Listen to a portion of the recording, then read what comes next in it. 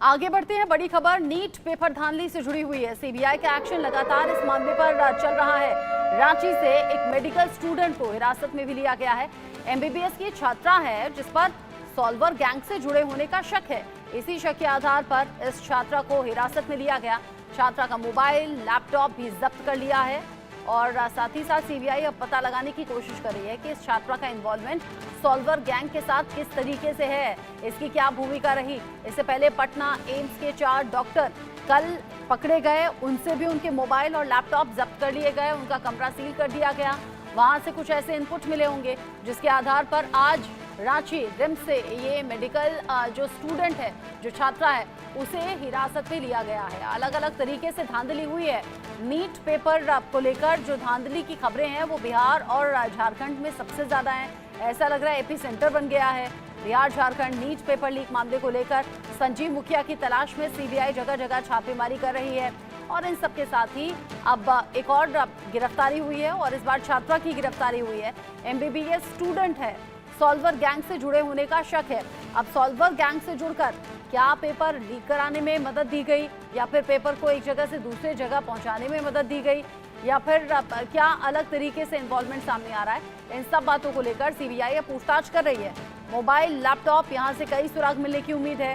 इससे पहले जब पटना एम्स के 4 डॉक्टर कल गिरफ्तार हुए, उनसे भी मोबाइल, लैपटॉप लिए गए, कमरा सील किया गया, यानी कि कमरे से सबूत मिल सकते हैं, मोबाइल, लैपटॉप से सबूत हाथ लग सकते हैं। अब आज रिम्स की छात्रा को पकड़ा गया है, वहां भी सॉल्वर गैंग से जुड़े होने का शक है। जावेद हुसैन दिल्ली से जुड़ गए हैं, जयेश सोनी गुजरात के सूरत से मेरे साथ में है और बिहार के पटना से रितेश मेरे साथ में जुड़े हुए हैं। रितेश, ये जो रिम्स की छात्रा, मेडिकल स्टूडेंट, ये जो पकड़ी गई है, इससे पूछताछ अब तक हुई, क्या खुलासा हुआ?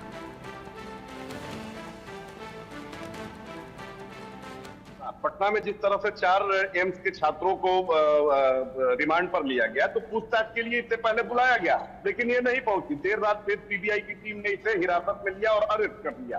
तो अभी तक जो इससे जानकारी मिली है वो काफी पुख्ता जानकारी मिली है। इसके लैपटॉप से कई सारी चीजें मिली है, इसके मोबाइल फोन से कई सारे ये चीजें मिली है और इसका गला जो है वो पूरी तरह से फंसा हुआ दिखाई दे रहा है। दरअसल जो भी सॉल्वर गैंग होता है वो ऐसे ही जो मेरिटोरियस छात्र होते हैं, जो कहीं पर प्रतियोगी परीक्षाओं को निकालकर पढ़ाई करते रहते हैं, ऐसे बच्चों को वो टारगेट करता है और टारगेट करने के बाद जो उनमें मेधावी होता है, जो काफी ही ज्यादा चीजों को लेकर कंसर्न होता है, इसके अलावा लालची भी जो लोग होते हैं, उन लोगों से ये संपर्क करते हैं, पैसा का लालच देते हैं, बढ़िया गिफ्ट का लालच देते हैं और जब ये झांसे में आ जाते हैं तो इनका काम होता है कि क्वेश्चन पेपर सोल्व करो, रटवाओ।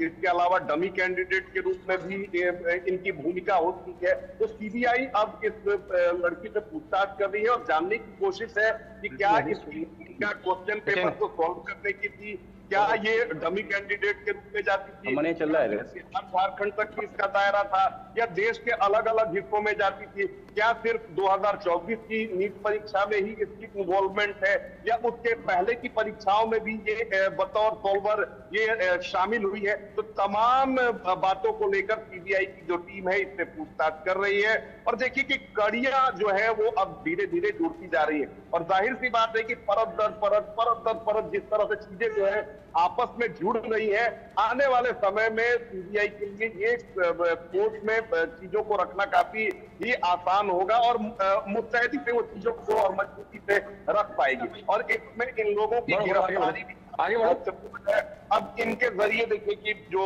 सॉल्वर सरगना है संजीव मुखिया, रितेश, आप कह रहे हैं कि संजीव मुखिया तक पहुंचने की कोशिश है यहाँ पर रिम्स